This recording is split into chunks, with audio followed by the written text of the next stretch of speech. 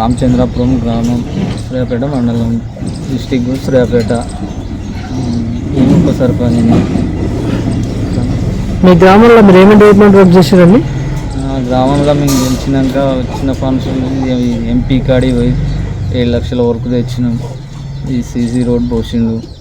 ఈ ఇప్పుడు శ్మశాన వాటికే కట్టించారు గవర్నమెంట్. కానీ అన్నీ మళ్ళీ పోతే డంపింగ్ యార్డు, ఇది పల్లె ప్రగతి, ప్రకృతి వనం ఇవన్నీ చేసిన మా అమలు. మరి గత జిల్లా మంత్రి ఉన్న జగదీష్ రెడ్డి మీ గ్రామానికి ఎంతవరకు ఫండ్ కేటాయించండు? మాకైతే ఏం కేటాయించలేదు. మేము ఎంపీ కాడికి పోయి తెచ్చినాక తర్వాత ఇచ్చిండు, ఒకటి 5 లక్షలు అని ఇచ్చిండు వరకు. అది వాళ్ళ కార్యకర్తలే వాళ్ళే పోసుకోరు. ఎంపీటీసీ ఎంపీపీ అని అయితే వాళ్ళ వరకే పోసుకోరు, మాకేం రానివ్వలేదు. అట్లా మన ప్రజాపాలనలో మీ గ్రామంలో దరఖాస్తులు ఎక్కువ దేనికి వచ్చినాయి సార్?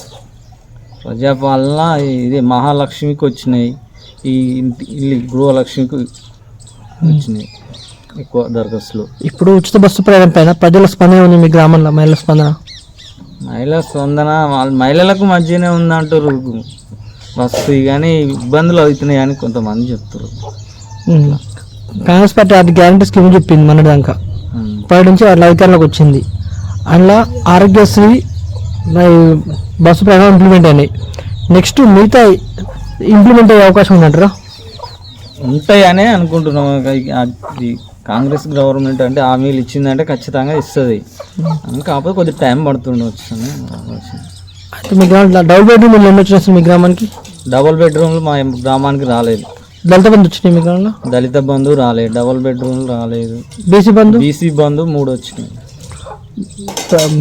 తెలంగాణ ప్రభుత్వం గతంలో ప్రతిష్టాత్మక మిషన్ భగీరథ మీ గ్రామం ఎంతవరకు సక్సెస్ అయింది? ప్రతి నీళ్ళు వస్తున్నాయా? నీళ్ళు అవి ఎప్పుడు సరిగా రావాలి, ఎప్పుడు 1 గంట సేపు అట్లా వచ్చినాయంటే పోతాయి, లేకుంటే లేదు. అవి కూడా నెలకు ఒకనాడు, వారానికి ఒక రోజు వస్తాయి. మిషన్ భగీరథ నీళ్ళు కూడా రావట్లేదు. అవి కూడా మాకు సక్సెస్ కాకనే మేము సైన్ పెట్టేది ఉంటుంది, దానివల్ల కూడా కొన్ని రోజులు ఆపినాం. అది మంచిగా చేయలేదు అన్నది, ఇక అది అట్లయిపోయింది. అయితే నెక్స్ట్ రాబోయే పార్లమెంట్ ఎలక్షన్లో ఏ అభ్యర్థి అయితే మీకు డెవలప్మెంట్ అయింది అనుకుంటారు సార్? ఇప్పుడు ఏ అభ్యర్థి అని మేము ఏం చెప్తాం, అందరు కూడా ప్రజలు కూడా చూసి వేయాలి, ఎవరైతే చేస్తారు ఎట్లా అన్నది అని మనం అట్లా ఏం చెప్పగలుగుతాం. అంటే మీకు ప్రజలు దిగే నాయకుడు ఉంటారు కదా, ఎవరో ఒకరు మీ గ్రామానికి రెగ్యులర్ రావడం పోవడం అనేది. ఇప్పుడు రెగ్యులర్గా వచ్చేది అయితే పటేల్ రమేష్ రెడ్డి అయితే వస్తాడు మా గ్రామానికి, మంచిగానే మంచిగా చూసుకుంటాడు, అందుబాటులోనే ఉన్నాడు. ఇప్పటి వరకు అయితే ఉన్నాడు, ఆయనకు పదవి లేదు కాబట్టి మరి ఇప్పటి వరకు అయితే అందుబాటులోనే, ప్రతి చిన్న విషయానికి కూడా చెప్తే వస్తాడు. అయితే మీ సర్పంచ్ గ్రామంలో అందుబాటులో ఉంటాడు, హైదరాబాద్లో ఉంటాడు అనేసి ఒక మీ గ్రామ ప్రజలు చెప్తున్నమాట, దాని మీద మీరు ఏం చెప్తారు సార్? ఆయన హైదరాబాద్లో ఉన్నా ఏదన్నా పని ఉందనగానే ఎమ్మటే వస్తాడు, అందుబాటులో ఉంటాడు, అందరికీ అందుకునే ఉంటాడు, అట్లా ఏమి ఉండడు, అందుబాటులో ఉంటాడు. అయితే నెక్స్ట్ రాబోయే సర్పంచ్ ఎలక్షన్ మీకు అవకాశం వస్తుంది, మీరు పోటీ చేస్తారా?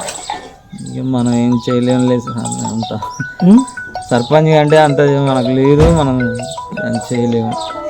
రానున్న పార్లమెంట్ సర్పంచ్ ఎలక్షన్ నుంచి మీ గ్రామ ప్రజలకు మీరు ఏం చెప్తారు సార్? ప్రజలకు చెప్పేది అదే, చూసి వేసుకోవాలి మనం మంచి నాయకులని అనే నేను చెప్తున్నాను.